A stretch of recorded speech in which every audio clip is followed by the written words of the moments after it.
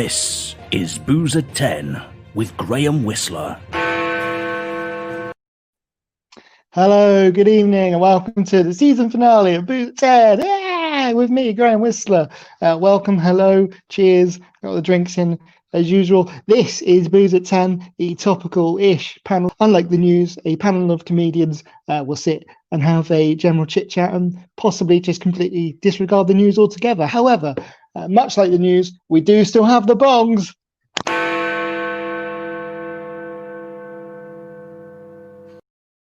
Oh, there was a little bit of delay there, and you could see all of my chins. I've hit up early on the Christmas. You see there, love that.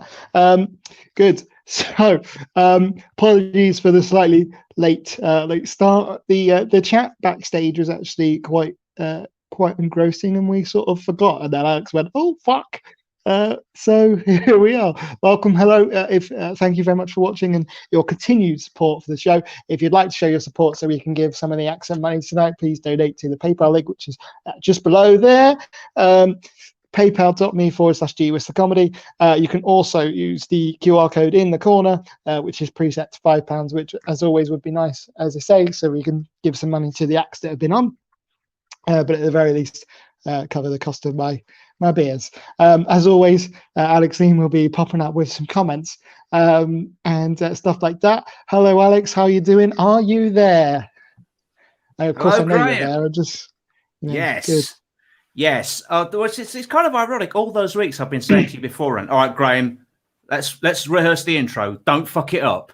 And tonight I was the one that fucked it up because normally I'm pretty red hot on the timings, and then you went 10 o'clock. Oh shit! Right. I just love your reaction. It was amazing. I forgot the graphics. I forgot. I forgot where I put the. Yeah, that's cool. It's all right. We've got some comments already. So hello to regular viewer Ian Bowden. Says, I'm here to drink Baileys and take the piss out of Graham and Alex. He says that every week. Baileys. Yeah. There's almost a punchline in there, Egan. Well done. Yeah, and also Harry, who says, hello, Mr. Whistler. Fine. Yeah. There'll be another line there. It's a song that he sings to me. It's quite weird. Is it? Yeah. Right. We must get that recorded.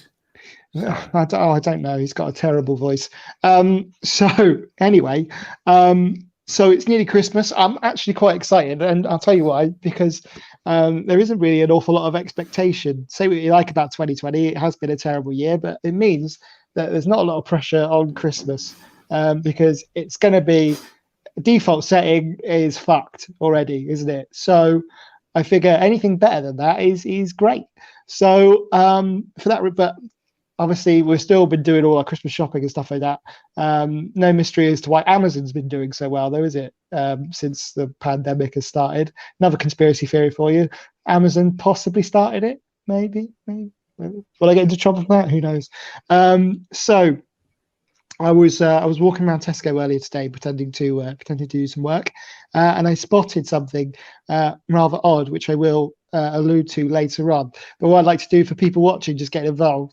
What is the worst or weirdest Christmas present you've ever received or given to somebody? It could just be an impulse buy, random thing that you've seen at Tills or whatever. Just weird and wonderful and strange and odd, please. That'd be interesting to know. And I'll get on to my story in a bit.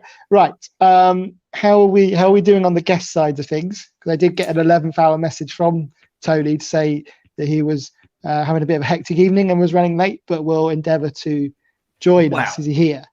Here's how things stand at the moment. You have 50% of your guests here. I'm a glass half full sort of a person. So for the beginning, I'll be filling in for Tony Law. Okay, good. I'm a little more relaxed and clean shaven, but I'll do my best. That was some incredible news reporting, by the way. Because you built up the tension really well without just saying, "No, he's not here." You did that. I mean, that was. And anyone would think I've been watching News 24 constantly since March. That was like the blue balls of news. You eased us into the disappointment. I'll put that on my next poster. Cheers. Right. Should Okay, we cool. should we get the 50% of guests who have Should we turned get the 50% of our guests on? Yes, please. Let's do it. Please welcome everyone. Stephanie Laing. Yay! Bing, bing. Great that we've all made a festive effort. That was a wonderful entrance. Tonight. Congratulations. Well done for that. Thank for you. that. Good. Thank you for being here as well. It's nice welcome. of you and Yeah, polite. my main skill is attendance. So good. Yeah. That was your chortle review, wasn't it? Yeah, she was there. Man, She was she turned on up. stage. Yeah. Nice. She wasn't even booked for this because I only book men. But oh well, or something like that. At least you know you're a misogynist, Graham. That's half the battle. Yeah. That's half the battle. Oh well, in my defence, in the interest of equality, I was pestering Stephanie about this for weeks. So yeah, and I completely constant it was. Can you do my shout? Can you all the time? It was. Yeah. And on International Man's Day, you did have an all-female. See, well, at least as long as that's fine. I accept your apology. I did, and then forgot to mention that was the joke I was trying to do. But never mind, it doesn't matter. It's fine. So I'm just going to talk about today. So how is your Christmas shopping going? By the way, everyone. We'll start with Stephanie first, seeing as you're the 50% of my overall guests for tonight.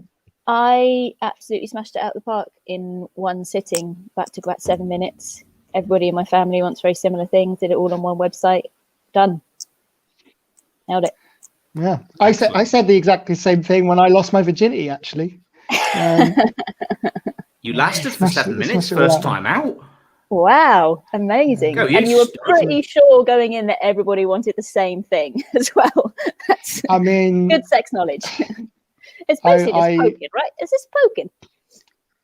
Yeah, and you know, as I say, I got all of what I needed off of the website. So yeah.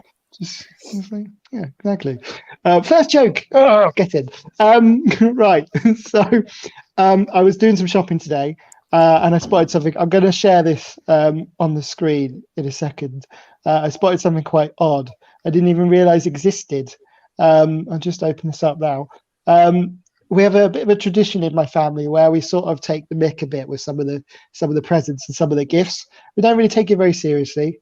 For example, and we try and wind each other up. For example, my first year at the Edinburgh Fringe in 2011, I drove all the way back to Bournemouth from it's like 400 and something miles. It took me like 10 hours with all the traffic. I kept switching radio stations because back then I didn't have a CD in my car because yikes. Yeah, basically it was the year that One Direction just sort of hit it big after X Factor, and that was that What Makes You Beautiful was on every single station every hour. I must have heard it about 20 times on the drive back from Edinburgh. I told my mum this, of course, which was a terrible mistake. So she then bought me their album for Christmas and their 2012 calendar. So that sort of thing. Wow, that's an awful song. That is a terrible. Yeah, I hate that song. Terrible song. The idea of the song is what makes you beautiful is that you have low self-esteem, and I find that appealing in a woman. Like, it's so not good. You don't know your worth, and that's why I like you. Yeah. Where do you think they didn't actually win X Factor? Yeah. No, the year they were on, it was Matt Cardle that won it. What is that? Exactly. The guy that did the Biffy Clyro cover. Yeah, they the renamed Biffy it Clyro cover, which was hilarious because that year I saw Biffy Clyro at the Edinburgh Hogmanay concert, and they just went, "What did you all think to the Christmas #1?" And the whole crowd as one went, "Shite!" That was just a beautiful moment. That's amazing. I love that.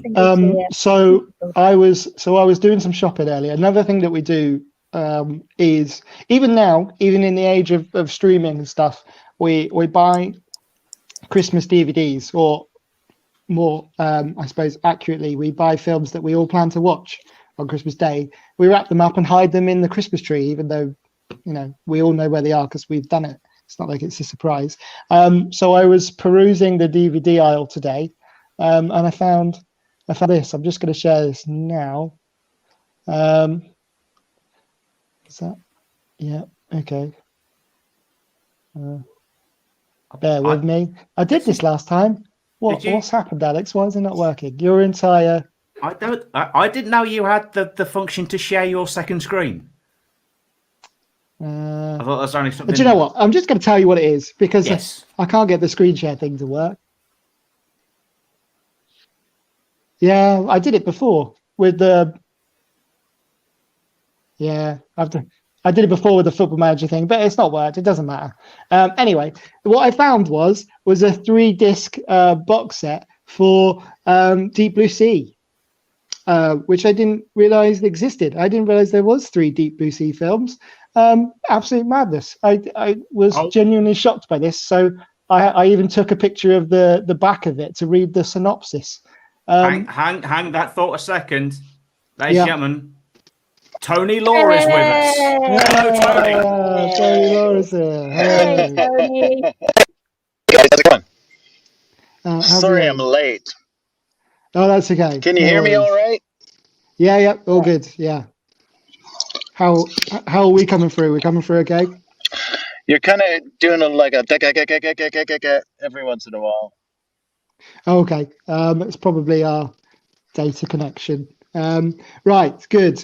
I'll just fill you in quickly on what we were talking about. Just weird Christmas presents that I buy for people on the odd occasion. One being DVDs to hide in the Christmas tree. And I found a 3-disc box set of the Deep Blue Sea, which I didn't realize existed. I didn't know that there was three of these films. I don't think I knew there was one of those films. Okay. Oh, I'll give you a brief lowdown of the first film. Yes, It's got Samuel Jackson and LL Cool J in it, and other people I don't remember. Right.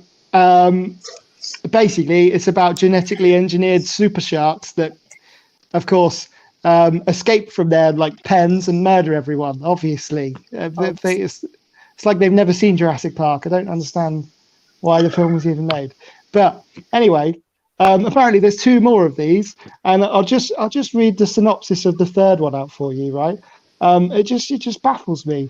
A flourishing marine nursery where great white sharks come to breed is infiltrated by 3 murderous bull sharks whose mother, Bella, they've named the mother shark Bella, was genetically was genetically modified to be highly intelligent, ... for dramatic effect, and dangerous. I thought the deep was about that guy could hold his breath and go and dive really deep. Yeah, you think that was the one where they get stranded, isn't it? Yeah, they just dive down, and I think it's in French.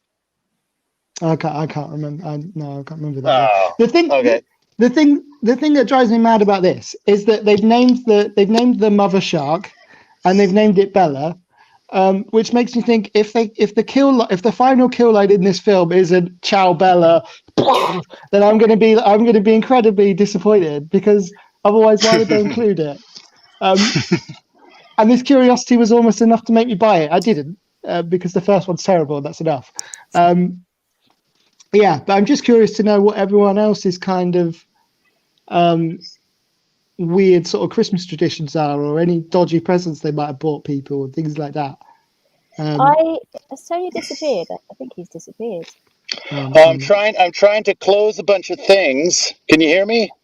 Yeah, I'm trying to still close there. some things. So I'm trying to close some things so that I can stop, because all I'm hearing is funny sound, but I'm pretending that I'm not hearing it. I think that's better now. Yeah. That is actually a little bit better, yeah. Okay, good. Weird Christmas presents. My ex-boyfriend once got me it was a bumper pack of butt plugs, like a real selection box. And this was apropos of nothing. We'd had no butt conversation, because that's the sort of thing you have to have a conversation about first before whapping it up, right? And so there was no warning. It was just presented to me like, and this will be our New Year's, presumably. That's amazing. I love the fact that you called it a selection box as well. Very Christmassy. Festive at least. Yeah. Okay, I won't go too personal with that. But yeah, that's great. What about yourself, Tony? Do you have any sort of odd Christmas traditions there, or what's the weirdest present you've ever got? No butt plugs, but boy, that's like one of those. You know, we're doing like a long car journey, and everyone starts telling like a dark story about their past, and everyone just passing them around, and someone just like drops something in where they killed someone. Like it just goes way too far. That's kind of like the butt plugs. It's like out of the blue. That's like, I don't think we've worked together much before, Tony, but that is very much my vibe. No, it's just in a car ride. That's what I mean. He's that boyfriend. Him just dropping that on you. It's like everyone in the car goes quiet after that. Yeah, it's just kind of that awkward silence. Yeah. Still, it's giving me some ideas though. Yeah, I needed a last minute present for the wife. Tick. Sorted. Yeah, a lot of people won't know what they are, and they can be quite heavy as well. They can be quite weighty, so it feels like something substantial, especially if it's like a metal one. It's like heavy, and it feels like a substantial gift. Yeah, like, oh, maybe this is an Xbox. Oh no, it's a bunch of things he wants to stick up my ass. Okay. Yeah. Or it could be like some sort of like Eastern European sort of game where you throw a thing of like bowls.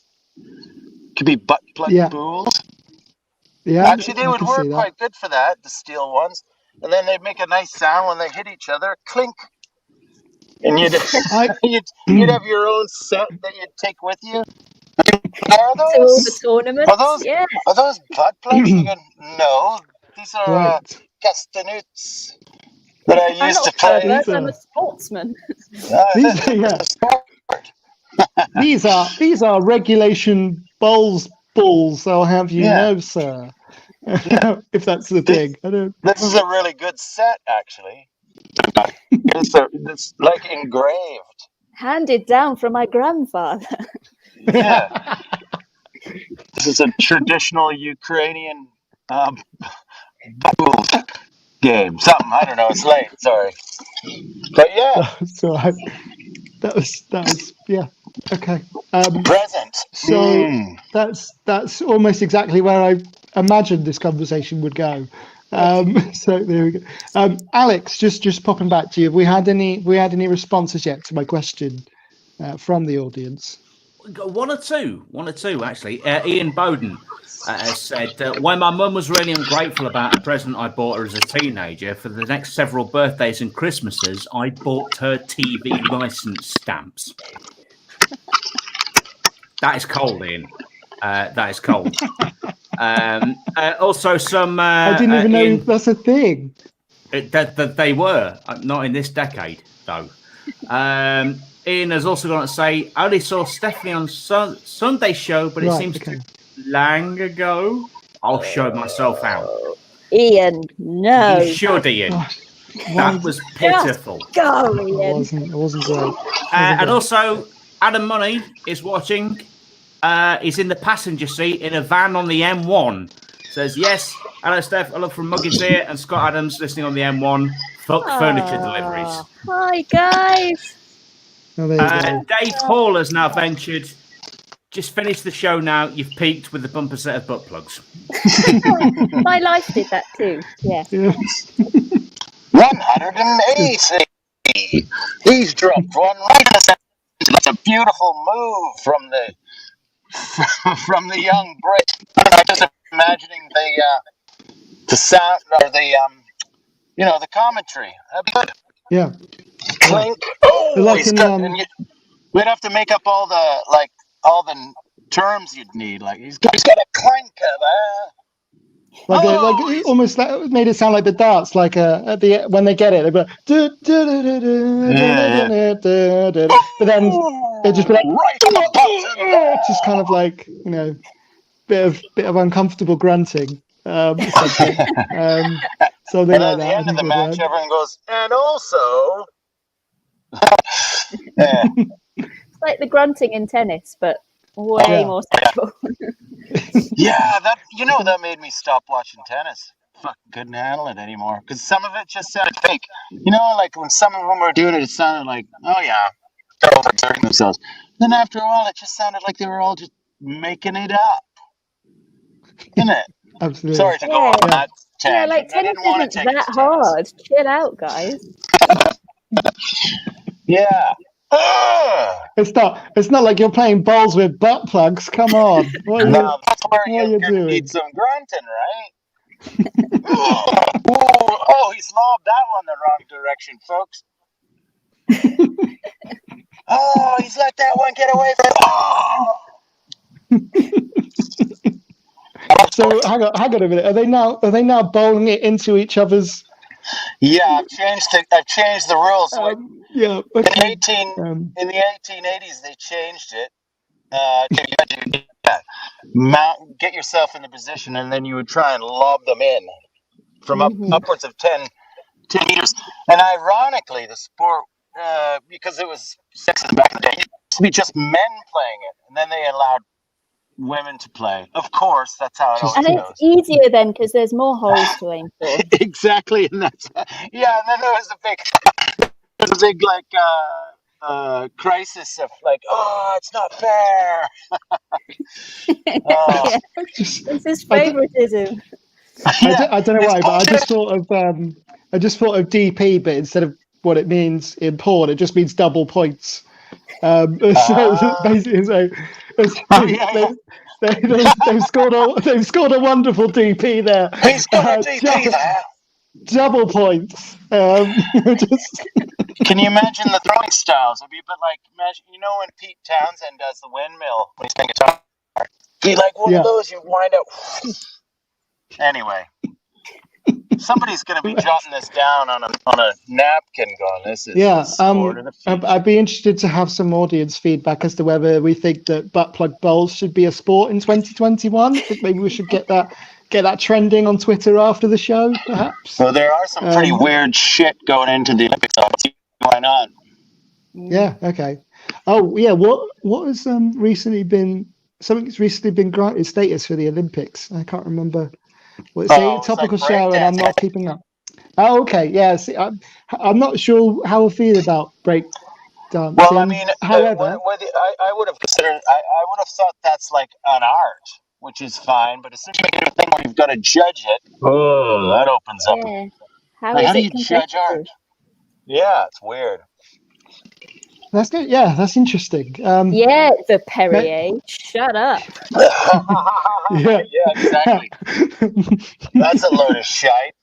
Unless it had gone my way. Yeah. If I'd won it, it would have made a lot more sense. Then I would have got it. But no, they prefer clowns. Yeah. And is it still Foster's now? Is it still sponsored by? I sort of lost their. Is it the Foster's Comedy Awards still? Oh, I'm not sure what it is now. I think it's just the Edinburgh Award or something. Yeah, something like that. Yeah. I've stopped paying attention. It's completely irrelevant to all of our lives, sadly. Yeah, it is. Until they try and make you think it is, and then you go, no, it's for posh people, really. I mean, they let some other people in once in a while, but it's basically for posh people. Mm-hmm. A little bit, getting a bit political there. Yeah.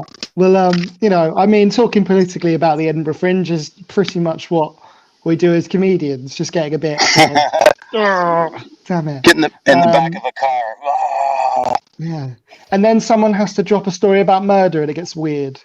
Yeah, and then you're just going, wow, do you think they actually killed that person? It feels like they did. Yeah. Hey, is this a good time to mention I got my girlfriend butt plugs? And it's like, whoa, what are you, Yeah, what are you that seems doing? fine, actually. I'm glad you lightened the mood a bit with that. It's the circle of life, everyone. That is. Yeah. I missed the road trips. I got to be honest. I missed the random conversations and all that Me sort of stuff. too. Which is I kind miss of the why food. I started this. Yeah, I miss and the waffles and the crepes. Ah. okay. Oh, interesting.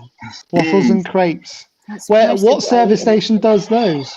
Not service. Not. I mean, in Edinburgh. It's the main thing I miss. In Oh, Edinburgh. okay. Not performing. Not my friends. I want baked Yeah. goods. Yeah. Yeah, Angus okay, fair enough. burgers. Mm. Actually, burger. Oh, they do a good burger. So I don't miss Angus burgers. Mm. Deep fried haggis on a pizza. How about that? Yeah, with a Mars bar box. Yeah, Just,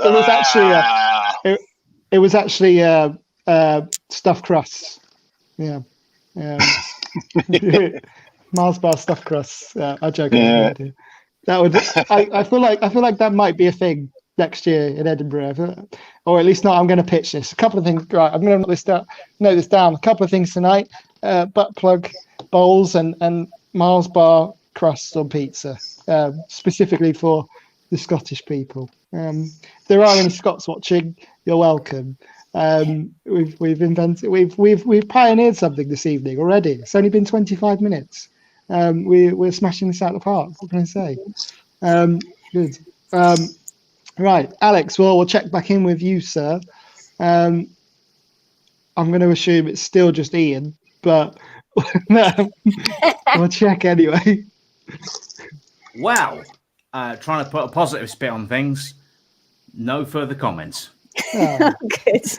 Okay. Well, thank you for getting involved, everyone, as always. Good. I'm looking forward to Christmas Day this year because I was saying just to Alex before that because 2020 has been so bad, the kind of default setting is fucked. So if it's slightly better than fucked, then it's a bonus, in my opinion. So it's always good to set your expectations low. So then you'll take the Adam Money approach to comedy gigs. Adam, I don't know if you remember, Tony, but me and Adam came to a gig in Bournemouth for Adrian Cole's the Coastal Comedy one. Do you remember doing that? Yeah. Yeah. That was a mixed audience, wasn't it? Do you know? Yeah, it was such a. I was at the back cackling, laughing my head off. Just not that it's really relevant, but I'm a bit of a fanboy. I'm just going to say that. Also, Dave, who's also. Yeah, I don't care. I don't need to be cool. I haven't done a gig in 8 months. Doesn't matter. So I can recreate my stage persona afterwards. It's fine. But so you met Adam at that gig as well. I don't know if you've ever gigged with him before, but he's very good. He's very high energy. He always does well. And I think after 10 years of gigging with him, it's simply because he walks into a room and he goes, "Oh, fucking hell, it's just going to be shit." And then so he's always putting the gig in the bin before it's even started, and then he's like, "Oh, actually, that was all right." It's good. Alex can attest to this, possibly Steph as well. Steph might even be able to. But yeah, so I'm taking that approach to Christmas. I'm going to set my expectations very low, and frankly, I'm just looking forward to the dinner. That's getting to the age of 30. That's really all I'm concerned about now. Is turkey and chocolate, but hopefully not on the same plate because that would be weird. Then you disappear off and then into another room and go ahead. And then a nice fun family game of well, maybe if we're lucky, we'll get some little plastic butt plug bowls in the Christmas crackers, and we can have a little like a little table version. We'll make a lovely weight right at the end of the stocking in the toe. Just make it really weighty, and it'd be quite exciting. Like, oh, what is in there? That's got to be electronics. It's got to be something substantial. It's got to be like a phone or something. Oh no, it's a piece of Oh, metal. it's a weird present from my mom. It's just a weird shaped, sort of upside down mushroom. Santa, was I good or bad? I don't know. You were good and bad. Amazing.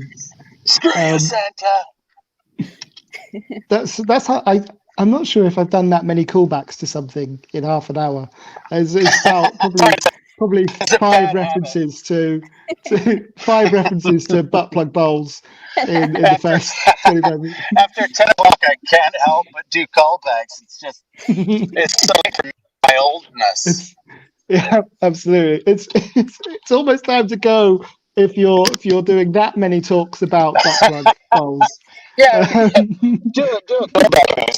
You know, a great bit, but it was just me doing bulls. I'm definitely gonna tweet this afterwards. I might even set up a fake Facebook page, some sort of governing body association thing, possibly to really get this going. Get in there. Yeah, why not? Before the Slovenes dominate. Exactly. Can we pretend that I'm the Olympic champion and that Tony's my coach? Oh, 100%. Yeah, because I lost my championship in the 70s. I was so close to winning, and that's a good film, actually. You got a chance to do what I couldn't do. Lob these weighty upside down mushroom things into other people's anuses. This is like a really niche, super involved, very long porno. I love it. Yeah. Don't you understand? If you really apply yourself, you can get a real backdoor into the Olympics. Thank you. I'm out. Thank you. Thank you. Good night, everyone. And I'd be the sort of coach who just wouldn't get that. I'd just go, okay. I don't know. We're not here for jokes. We're here to play balls. God damn it! Something like that, possibly. Ooh, I like this idea with the over, down, and the bottom right. So you put up like what do you call those things? The $5 thing. Yeah, QR code. That's a really good idea. So all you have to do is just go click. Yeah. So it takes away all the awkwardness. Content isn't worth it, right? We're creating great content here. I think so. That's a great idea. Here comes the bucket speech. This show's been worth at least $5, and we haven't charged you to get in, but it does cost you to get out. Well, we make more than $5 for 20 minutes, don't we? Yeah, most of the time. Anyway, Alex has moved the. But I do think it's such a good idea. I'm just going to steal the idea. I love it. It is, yeah. We're in fact we're at the series finale. We're 10 episodes in, and one person has used it, or maybe two people have used it in 10 weeks. So there you go. Yeah. One week because I've had to go back to working full-time, basically retail hours, because I haven't been able to do stand-up. So somebody from my work gave me £3 1 week so that I could buy a meal deal. So not bad. I appreciated that. That was nice. That was fun. But there you go. But what happened on Friday? I know that sounds like a joke. Yeah. I'm delivering. It's been a lot of fun though. It's been very. Ooh. Who are you delivering sausages to? Between a supplier and a producer. I don't know all the science, but I pick up a couple of pallets of this, put it in my car, drive over there, drop those off, and then take something from there over there. It's pretty cool. But I don't know all the science. All I know is there's sausages in there. All kinds of them. It's like a lot of comedians have gone, hey, what else can I do that involves driving miles and miles and miles every week for very little money? Oh, that's it. I could, Yes. You could almost turn it into a game then, in terms of like the scenario where you drive all the way to the gig, find out the gig has been pulled, and you have to drive all the way home. That's basically your delivery route now, right? You can just kind of. Although I can see you getting into a pretty depressive spiral pretty quickly if you're then imagining that all your gigs are being pulled. That wouldn't work for very long, would it? It's not. There's something there, maybe. Yeah, it feels like the there you last go. few months, didn't it? Mm. Yeah, absolutely. Anyone got any plans I just had a on? moment of contemplating what's just happened to us. Yeah, pretty Yeah. much. Yeah. I'm really trying not try- to let anything sink in at the moment. I'm just like, Yeah. just been a year, whatever, fine. I'm staying optimistic. I've got quite a few shows booked in for 2021. In the hope that they'll go ahead. So Good fingers job. crossed for those. Cool. So Nice are we all feeling optimistic for comedy in 2021? Do we think? Or just before we go, I think we'll wrap it up there in a sec. I think- What do we reckon, guys? I think the content, or the things we talk about, is going to be really interesting and fun because people will be quite raw. So I think it's going to be way more creatively interesting. People are going to be crazy. Yeah. They make big mistakes and say stuff you're like, what? You know, I hope so. I hope everyone is just like off kilter. So it's just crazy. Like what you want. Yeah, from I think you're comedy, probably right. I'm Yeah, absolutely. hoping there's not going to be too much COVID material because to me it would feel, because if somebody made a World War II film in 1946, everyone would be like, oh no, fuck off. Like, too soon. Yeah. And I feel the same about comedy about this situation. I don't want there to be loads of shows in Edinburgh, if that happens at all, about lockdown.